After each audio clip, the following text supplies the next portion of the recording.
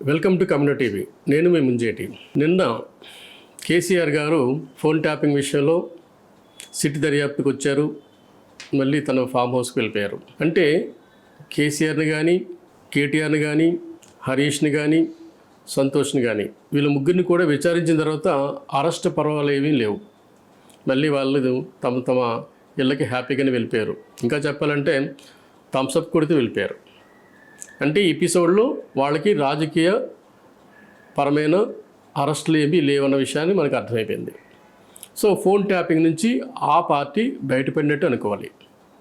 మరొకసారి చర్చించినా సరే ఫోన్ ట్యాపింగ్లో రాజకీయ అరెస్టులు ఉండవనేది ఆల్మోస్ట్ మనకు తేటతెలం అయిపోయింది. రాజకీయ అరెస్టులు లేనప్పుడు ఇంకా ఆ పార్టీకి నష్టం ఏంటి? అయితే రాజకీయ అరెస్టులు ఎందుకు లేవు? ముఖ్యమంత్రి రేవంత్ రెడ్డి గారు ఏం ఆలోచిస్తున్నారు? రాజకీయ అరెస్టుల వల్ల ఆ పార్టీకి సానుభూతి వస్తుందని అరెస్ట్ చేయడం మానేశారా? లేదు రాజకీయ అరెస్టుల వల్ల కాంగ్రెస్కి లాభం లేదని ఆయన భావిస్తున్నారా? లేదు రాజకీయ అరెస్టులు చేసేంత పెద్ద పాపం ఆ పార్టీ ఏమీ చేయలేదని భావిస్తున్నారా? ఇది మనకి కొద్ది రోజుల్లో తెలుస్తుంది. అయితే ఇక్కడ మనం ఆలోచించాల్సిన ముఖ్యమైన విషయం ఏంటంటే ఎపిసోడ్లో బలైపోయింది అధికారులు ఎప్పుడన్నా సరే వాళ్ళు ఈ రోజుల్లో రాజకీయ నాయకులు అంటే ప్రభుత్వం నడిపే రాజకీయ నాయకులు వాళ్ళు ఏ పాపం చేయాలనుకున్నా అధికారుల చేతులతోనే చేస్తారు. ఈ అధికారులు చేతులతో చేస్తున్న క్రమంలో వాళ్ళకున్న స్పెషల్ ఇంట్రెస్ట్ ఏమీ లేకపోయినా సరే ప్రభుత్వానికి ఉన్న రాజకీయ ఇంట్రెస్ట్తోనే చేస్తుంటారు. అంటే చివరికి అధికారులు బలైపోతున్నారు. మీరు చూడండి, ఈ ట్యాపింగ్ విషయంలో ఎంతమంది అరెస్ట్ అయ్యారు అధికారులు. టి ప్రభాకర్ రావు గారి నుంచి ఇంకా చాలామంది పోలీస్ ఆఫీసర్లు దీంట్లో అరెస్ట్ అయ్యారు. వాళ్ళ ఉద్యోగాలకి ఇబ్బంది అయింది, వాళ్ళు సస్పెండ్ అవ్వచ్చు, లేదంటే ఇంకో రకం కావచ్చు. వాళ్ళ జీవితంలో అనేక ఇబ్బందులు ఫేస్ అవుతున్నారు. కానీ నిర్ణయం తీసుకునేది మాత్రం ప్రభుత్వం. అంటే అధికారులు తమ జీతం తీసుకుంటూ ప్రభుత్వానికి ఇది సరికాదు, మేము ఇది చెయ్యము అని చెప్పలేని నిస్సాయ స్థితికి ఈరోజు పోలీసు ఆఫీసర్లు కావచ్చు, లేదు సివిల్ ఆఫీసర్స్ కావచ్చు వచ్చేసారు. ఈ క్రమంలో జరుగుతున్న నష్టం ఏంటి? ఎవరికి? ఆ ఉద్యోగస్తులకి, ఆ ఆఫీసర్స్కి. అదే ఒకటి. దీనివల్ల రాజకీయ లబ్ధి ఏదైతే ఉందో ఈ రాజకీయ లబ్ధి కారణంగా నష్టపోయేది ఎవరు? ఆ ఉద్యోగ కుటుంబాలు. సో ఆలోచించాల్సింది ఏంటంటే నిన్న ఒక ఆంధ్రప్రదేశ్లో ఒక ఎపిసోడ్ జరిగింది. అనిల్ సింఘాల్ గారు, టీటీడీ ఈఓ గారు, ఆయన తన ఉద్యోగం నుంచి బదిలీ చేయడం జరిగింది. అంటే నకిలీ నెయ్యి వలన అటు వైకాపా పెద్దలు కానీ, లేదు రాజకీయ పెద్దలు కానీ, ఆ పార్టీ కానీ ఎవ్వరు కూడా ఎటువంటి నష్టం జరగల. ఆయనకి నష్టం జరిగింది, అధికారికి నష్టం జరిగింది. అంటే నిర్ణయం తీసుకునేది రాజకీయ పెద్దలు, కానీ నష్టపోయేదేమో అధికారులు. ఈ ఎపిసోడ్లో మనం రెండు విషయాలు మనం అర్థం చేసుకోవాలి. ముఖ్యంగా జయప్రకాష్ నారాయణ గారి గురించి మనం ఇక్కడ చర్చిద్దాం. ఉత్తమ ఆఫీసర్గా, ఐఏఎస్ ఆఫీసర్గా ఆయనకి ప్రజలందరి నుంచి మంచి మద్దతు ఉంది. ఆయనే ఒక మాట పదే అంటుంటారు, ఐఏఎస్ ఆఫీసర్లు కేవలం అతి కొద్ది మంది మాత్రమే సామాజిక హితం కోసం పనిచేస్తున్నారు.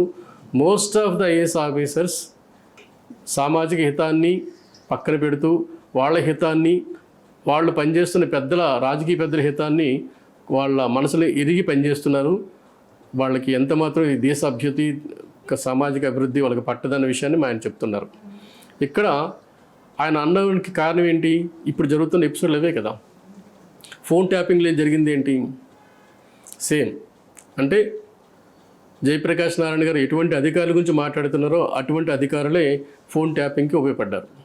అలాగే జయప్రకాష్ నారాయణ గారు ఎటువంటి అధికారుల గురించి మాట్లాడుతున్నారో అట్లాంటి అధికారే టీటీడీ ఈఓగా అక్కడ నకిలీ నెయ్యిని తయారు చేయడంలో పాత్ర వహించిన ఆ వర్గానికి మౌనంగా ఉండడం వల్ల ఆయన ఈరోజు బదిలీకి కారణమయ్యారు. అంటే తనకు తెలిసి కూడాను ఆపలేకపోయారు.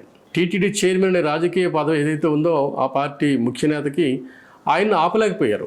ఆ రాజకీయ నిర్ణయాన్ని తను ఆపలేకపోయారు అన్నదానికి అతను అవినీతి చేయలేదు. కానీ అవినీతి చేయకపోయినా సరే, అవినీతిగా అడ్డం పడకపోయినా సరే అధికారి తప్పిదంగానే భావించాలి. అతను బదిలీ అయ్యారు. మీకు ఇంకొక చిన్న విషయం ఇప్పుడు మనం ఆలోచించాల్సింది ఏంటంటే వైకాపా ప్రభుత్వం నడుస్తున్న క్రమంలో జగన్మోహన్ రెడ్డి గారికి తొత్తుగా పనిచేసే ఒక ఐఏఎస్ ఆఫీసర్ గారికి అందరికీ తెలుసు, ప్రవీణ్ ప్రకాష్ గారు. ఆయన తన చివరి రోజుల్లో తను చేసిన తప్పులేంటో ఒక వీడియో రూపంగా చెప్పుకొచ్చారు, నన్ను క్షమించండి అంటూ. అంత క్షమించడానికి తప్పు ఆయన చేస్తున్న క్రమంలో ఆయన తెలియదు అది తప్పని. ఆయనే కాదు, ప్రజలందరూ అన్నాం కదా, ఇది తప్పు, ఇది సరైన పద్ధతి కాదు, నువ్వు ఇలా ఉండకూడదు, తొత్తుగా బతకూడదు అన్న విషయాన్ని ఆయన ఉండగానే తెలుసు కదా. సో అధికారిని మారిన వెంటనే ఆయన తప్పు ఎలా తెలిసింది? ఇప్పుడు మనం ఒక ఆలోచించాల్సిన విషయం ఏంటంటే, ఐఏఎస్ ఆఫీసర్సు వాళ్ళ పరిణామంలో, అంటే ఈ రాజకీయ పరిణామంలో, మన స్వాతంత్ర పరిణామం తర్వాత అనేక ఎపిసోడ్ల తర్వాత, ఇదంతా కట్ చేయండి ప్లీజ్. సో ఐఏఎస్ ఆఫీసర్లు 70 సంవత్సరాల స్వాతంత్రం వచ్చిన తర్వాత ఐఏఎస్ ఆఫీసర్ల పరిస్థితి ఎలా ఉందంటే, ఎవరైతే అధికారంలో ఉన్న రాజకీయ పార్టీలు ఉన్నారో వాళ్ళకి తొత్తులుగా మారిపోయారు. ఐఏఎస్ అన్న పదానికి అర్థం లేకుండా పోయింది. ఒకప్పుడు అంటే మనకి మొదటి రోజుల్లో ముఖ్యమంత్రులు ఐఏఎస్ ఆఫీసర్ల గురించి మాట్లాడుతున్న క్రమంలో ఏదైనా తప్పుడు పని చేయాలన్నా, లేదంటే ఏదైనా అభిమానం ఫేవరేట్ చేయాలన్నా సరే, అతను వినడయ్యా, మనకి ఆఫీసర్ వినే మనిషి కాదైనా, మనకు కష్టం కుదరదు అని తెగేసి చెప్పేవాళ్ళు మంత్రులు కానీ ముఖ్యమంత్రులు కానీ. ఇప్పుడు ఆ పరిస్థితి లేదు. వాళ్ళకి ఏదైనా కావాలనుకుంటే, చేయాలనుకుంటే దానికి చేసే అధికారుల్ని అపాయింట్ చేసుకుంటూ తమ పని కానిచ్చుకుంటున్నారు.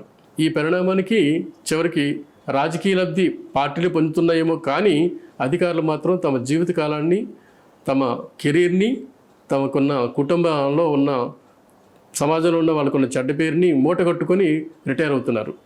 మనం మరీ ఆలోచించాల్సిందంటే, అధికారులు 1-2 సార్లు చదువుకున్నప్పుడు ఏ ఉద్దేశంతో మనం చదివాము, ఐఏఎస్ ఆఫీసర్గా మనం జాయిన్ అవుతున్నప్పుడు మనం ఏ లక్ష్యం కోసం జాయిన్ అయ్యాము, దేశభక్తి, సామాజిక హితం, ఈ రెండిని లక్ష్యంగా పెట్టుకుని పనిచేయాలి తప్ప ఒక 5 సంవత్సరాలు అధికారంలోకి వచ్చే పార్టీ కోసం తొత్తులుగా పనిచేయడం అనేది కరెక్ట్ కాదనేది నా ఉద్దేశం. Thank you.